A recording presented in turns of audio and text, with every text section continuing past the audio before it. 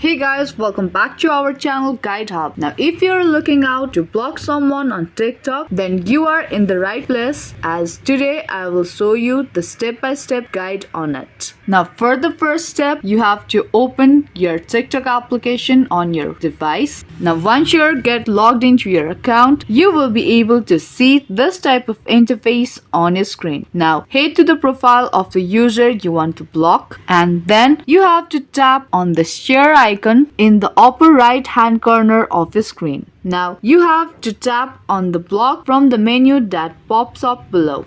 And then a pop-up will appear asking if you're sure you want to block this user, and if you tap on block option, you will be confirming that they are now blocked and will no longer be able to contact you in any way unless you unblock them. Now if you want to block that person, then tap on block option.